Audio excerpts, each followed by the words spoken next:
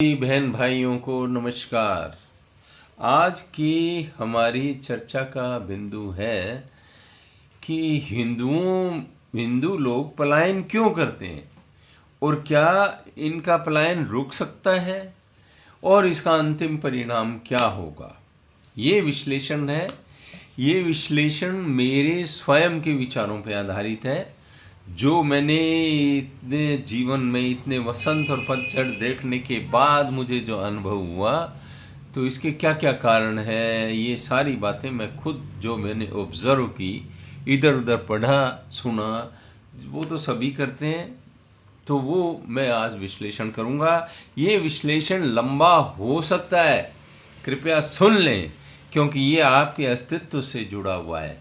आप like share subscribe मत करना चाहे, पर अपने अस्तित्व के लिए इसे सुन लेना।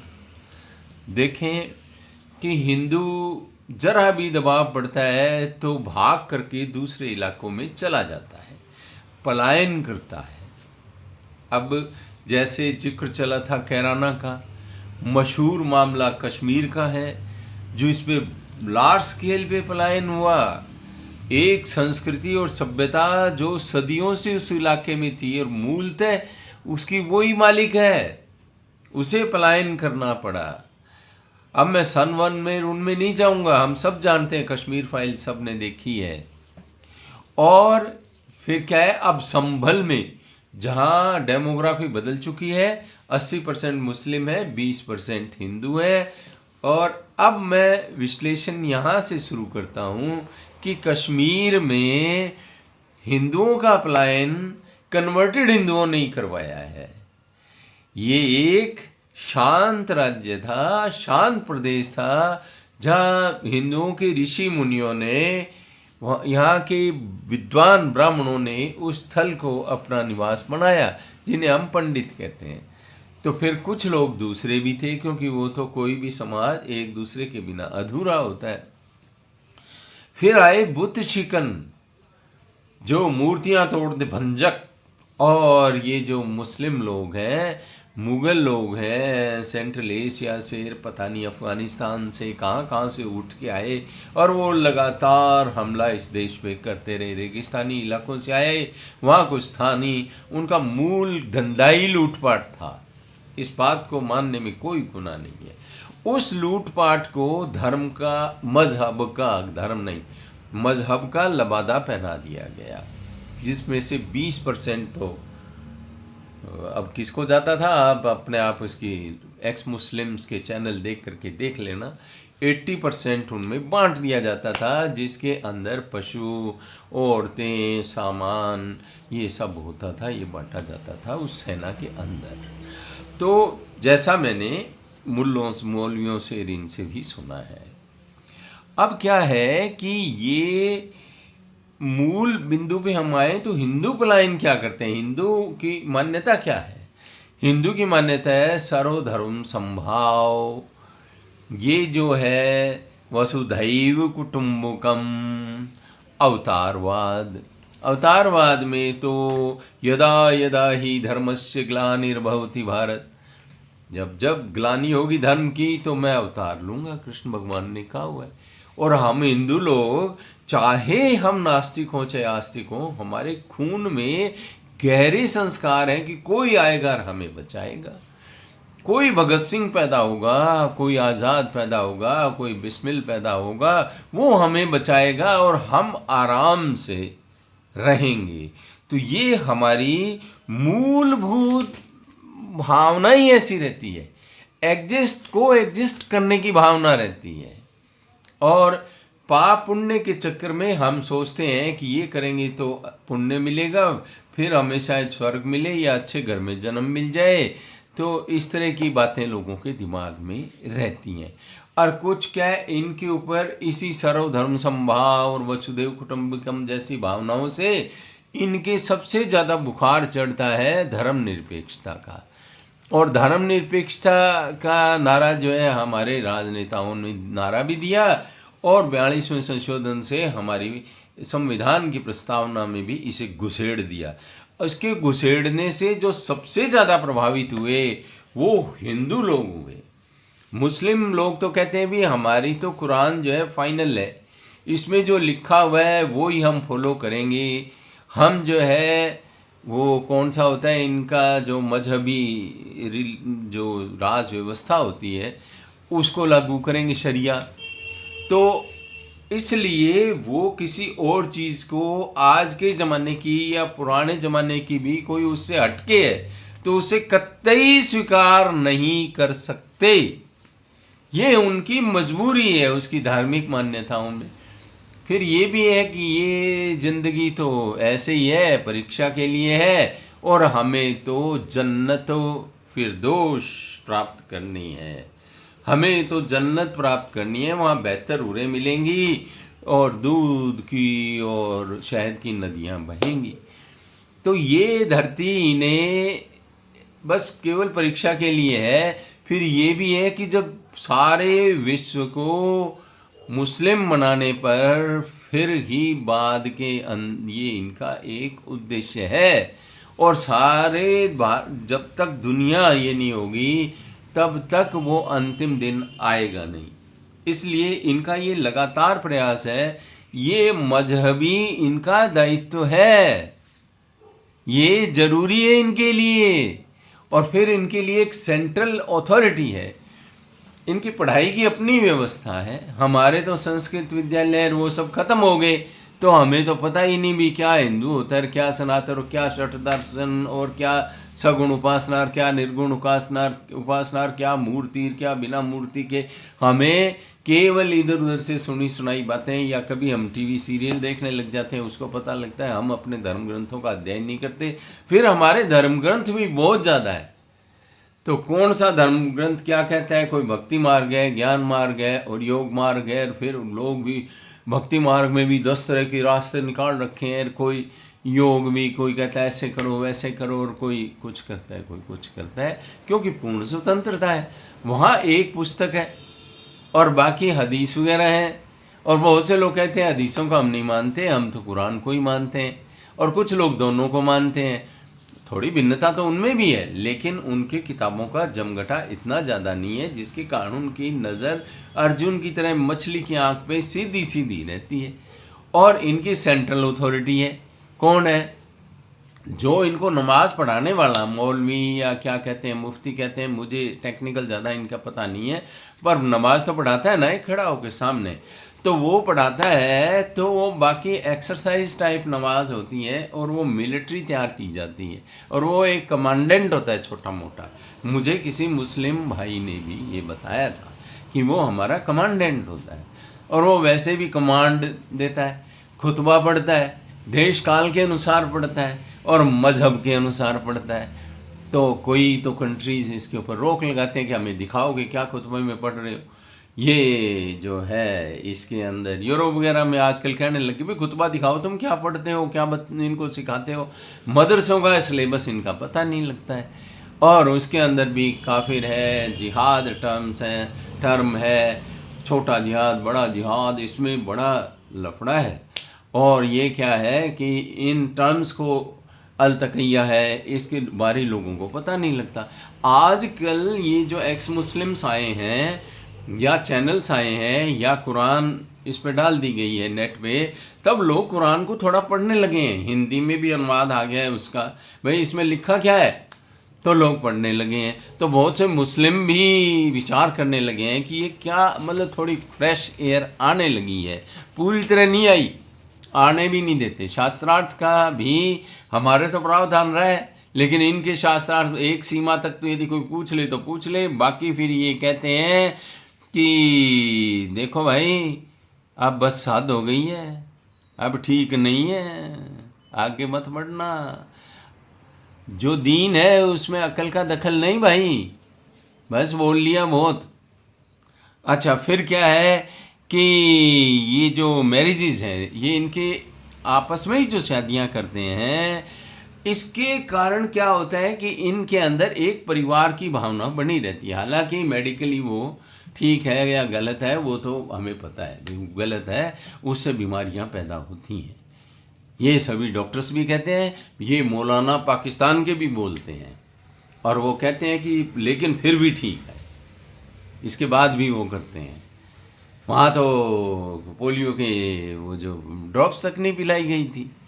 तो अब क्या है कि भाइयों, ये जो इनकी सेंट्रल अथॉरिटी है और अंदर अंदर रिश्ते करते हैं, फिर इकट्ठे रहते हैं। कारण क्या है कि इनको ये दुनिया तो आनी जानी लगती है, तो विकास विकास ठीक है यार, दाल रोटी मिल गई, क्या विकास करनी है।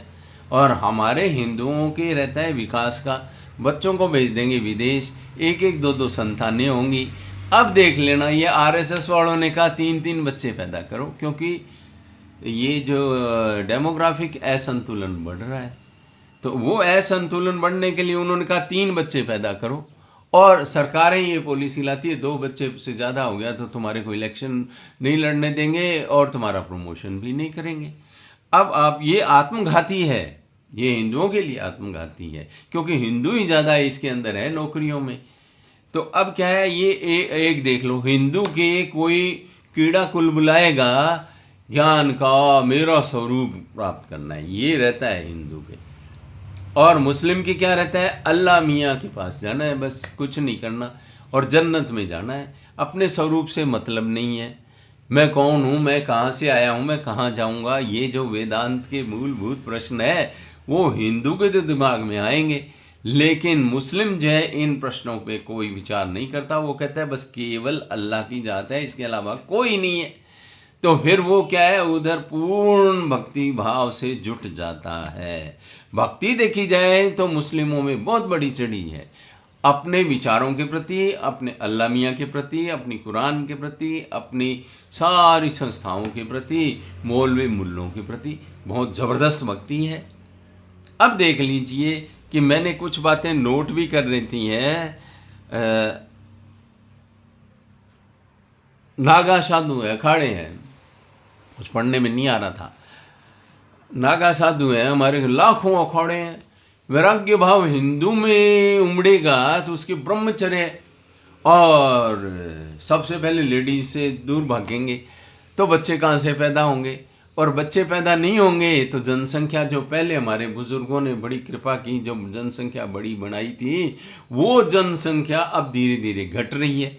और इनके तो, क्योंकि इनके एक वो क्या है, उम्मा का कॉन्सेप्ट है, कोई देश कहीं जाए, विकास हो ना हो, विनाश हो, जो भी हो, हमें बच्चे पैदा करने हैं और ये अल्लाह की देन है। एक मैंने डिबेट सुनी जिसमें पढ़ा लिखा आदमी कहता है हिंदुओं ने तो अपने भगवानों को मानते नहीं, हमारे तो अल्लाह मियाँ करने वाले हैं सब कुछ, हम तो बच्चे पैदा करेंगे। अब बताओ जी, जो जितने होते हैं कोई दिक्कत नहीं, उनकी लेडीज़ कहती हैं, उनके जेंट्स कहते हैं कि हो तो अल्लाह की देन है हमें तो, और हमारे ख़ानदानी मनसूबाबंदी जो है वो हराम है। आप देख लीजिए कि पाकिस्तान में कितनी जनसंख्या बढ़ गई है, बांग्लादेश वालों ने ज़रूर थोड़ी रोक लगाई, लिया भारत में भेज दिए, इधर उधर भेज दिए। अब ये क्या करेंगे, ये पॉपुलेशन कितनी भी तुम तारबंदी कर लो, कुछ कर लो, इनके तो बंदे फालतू हैं, चलो भाई कूद के आ जाएंगे, खोद के आ जाएंगे, आप क्या करोगे। ये जो हिंदू हैं ये या तो मुस्लिम बन जाएंगे या वहाँ से भागेंगे। अब भागेंगे तो इनको ये लगता है कोई नहीं हमारे पास जगह है, और मुस्लिम ये कहते हैं कि हमारे लिए तो वहाँ भी काफिर रहते हैं, यहाँ भी काफिर है, इनको भगाना है। यहाँ भगाएंगे तो हमारा एक अलग खित्ता हो जाएगा, जहाँ हम हमारी परंपराएं और हमारे मजहब के अनुसार व्यवस्था चला सकेंगे। तो हमें तो इनको या तो भगाना है या कन्वर्ट करना है या मारा काटी करनी है। जैसे संभल के अंदर दंगा हुआ था, उसके अंदर बहुत लोगों को मारा गया। कश्मीर में कहा अपनी लेडीज़ को छोड़ जाओ, नहीं तो फिर भाग जाओ, नहीं तो फिर हमारे से लड़ो, हम मारेंगे तुम्हें। सिंपल बात है। तो इसलिए भाई हिंदुओं का पलायन इसलिए नहीं रुक सकता कि वो उनके पास आउटलेट है, उन्हें भागने की संभावना रहती है। तो वो सोचते हैं, व्यापारी लोग हैं, वो सोचते हैं हमें व्यापार करना है, चलो दिल्ली की खारी बावड़ी में दुकान कर लेंगे, पता नहीं वहाँ भी मुस्लिम इलाका हो तो वहाँ भी भागेंगे, वहाँ से भी। और ये भागते नहीं, ये दड़बे में रहते हैं, एक जगह इकट्ठा रहते हैं। हिंदू जो है इनको मार काट करके ये सही कर लेते हैं। और हिंदू के लिए रास्ता है, वो देखता है मेरा तो सारा भारत एक है और मेरे लिए तो सब जगह एक सी है। जातियों में हम बंटे हुए हैं, शादियां आपस में नहीं करते, खाना पीना जरूर यदि साफ सुथरे लोग हों तो आपस में कर लेते हैं, तो रोटी बेटी का संबंध नहीं है। अब क्या है, नए लड़के आए हैं, वो यदि इंटरकास्ट मैरिज करते हैं तो उनके अंदर रिलीजन की समझ नहीं है, उनको कोई लेना देना नहीं है। वो अमेरिका भाग जाएंगे, कनाडा भाग जाएंगे, पैसे कमाने हैं उन्हें, अय्याशी करनी है। जैसे फ्रांस में लेडीज बच्चे तक नहीं जन्मती, वो कहती है हमारे फिगर बदल जाएंगे, हम नहीं बच्चे जन्मते। तो क्या हिंदू, क्रिश्चियन और जूत जो है बच्चे मशीनों में पैदा करेंगे? इनकी लेडीज बच्चे नहीं पैदा करती, इनके आदमियों को अय्याशी चाहिए, बच्चे पढ़ाने हैं। एक बच्चा होगा तो हम बच्चा प्लानिंग करेंगे, और इनके अनप्लान्ड चलता है। तो मैंने दोनों का कंपैरिजन किया है। हिंदुओं का पलायन रुक नहीं सकता। सारे भारत के हर शहर, हर गांव अलग अलग खित्तों में बटेगा, जैसे जिसको हम मिनी पाकिस्तान कहते हैं। और यहाँ का खाना वहाँ का पाकिस्तान जिंदाबाद कहना क्यों भाई? इसका कारण है कि वो इनको अपने बिरादर लगते हैं, हिंदू ने दुश्मन लगते हैं, चाहे वो कितना ही भला कर दे। बांग्लादेश में हिंदू उद्योगपतियों की हत्या की, जिन्होंने उन्हें अभी इसी शोर शराबे में, और चाहे उन्होंने उनको मजदूरी दी थी, चाहे कुछ किया था, चाहे उनके इकोनॉमी में उनका कितना भी योगदान रहा हो, सिंध में सारे सिंधियों को इनको भगा दिया, हिंदू लोगों को। अब वो बर्बाद हुआ बैठा है, क्योंकि इन्हें बिजनेस से कोई जीवन की स्तर को उठाने से इससे कोई मतलब नहीं है। मतलब है जन्नत, बेहतर हूर, ये जो इनकी मानसिकता है। पढ़ाई लिखाई, आधुनिक पढ़ाई लिखाई से परहेज, मदरसा कल्चर। इनकी लड़की यदि किसी हिंदू, क्रिश्चियन किसी से भी शादी कर लेगी तो उसे मुस्लिम बनाने का प्रयास करेगी। हिंदू कर लेगी तो वहाँ मुस्लिम जन्मेगी, क्योंकि वो वैसे डिसड़ होती है, उसको कोई अपने चीज़ का कोई ज्ञान ही नहीं है, उसको ना किसी ने पढ़ाया, ना कोई बताया, ना दोनों की कंपैरेटिव स्टडी की। एक अच्छी पुस्तक है, वो अपने एक रिटायर्ड आईएएस ने लिखी है, जो all religions are not the same. अरे उसको भी पढ़ लो, छोटी सी पुस्तक है वो, अध्ययन करके देख लो, क्या ये दोनों धर्म आपस में कोएग्जिस्ट कर सकते हैं? क्या इस्लाम अन्य लोगों के साथ कोएग्जिस्ट कर सकता है? और क्या आपस में भी रह सकते हैं? नहीं रह सकते। बेहतर फिरके हैं जिनमें से एक दूसरे को काफिर बताते हैं, हिंदुओं के खिलाफ एक हो जाएंगे।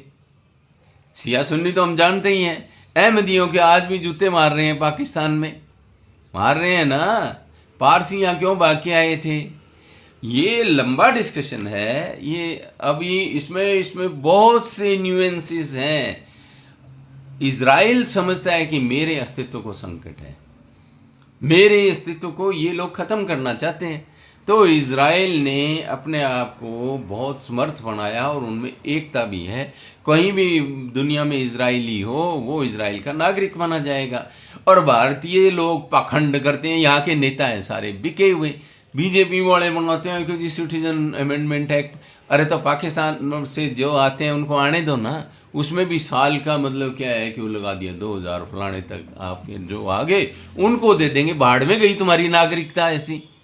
तुम्हें सारे लोगों के लिए खोल देना चाहिए अपना इलाका, और जो अंदर घुसपैठिए घुसे हुए हैं उनको मार मार के बाहर निकालना चाहिए। तरीका तो यही है यदि तुम्हें एग्जिस्ट करना है। यदि और फिर पॉपुलेशन पॉलिसी सख्ती से लागू करो।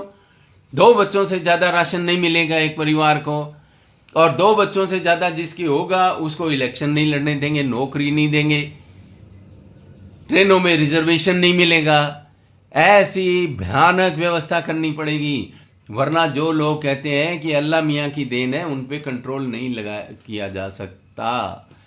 और ये जो व्यवस्था ऐसी चलेगी, गांव गांव, ढाणी ढाणी, शहर शहर हिंदू मुस्लिम इलाकों में बंट जाएंगे, और गृह युद्ध लाजमी है, टल नहीं सकता। इनकी जो पॉलिसीज हैं वो साफ है, और बाकी लोग मूर्ख हैं। पॉलिटिशियन तो वैसे ही बदमाश होते हैं। अरे हरियाणा में जब नूह के अंदर दंगे हुए तो हिंदुओं की एक जाति ने कहा ये तो हमारे भाई हैं, वोट के भूखे कुत्तों की तरह। अरे भेड़िए हैं वोटों के हिंदू, ये क्या मर जाते हैं।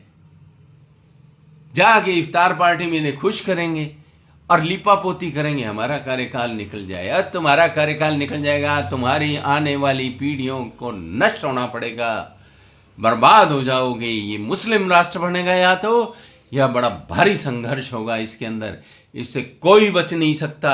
मेरा विश्लेषण पसंद आए ना पसंद आए, लाइक शेयर एंड सब्सक्राइब करो या ना करो, सुन लेना अपने अस्तित्व के लिए। मुझे कोई लालच नहीं है कि तुम शेयर कर दोगे तो बड़ा मेरे पे एहसान कर दोगे।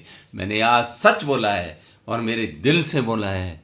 जिस किसी को पसंद आए, समय हो तो सुन लेना।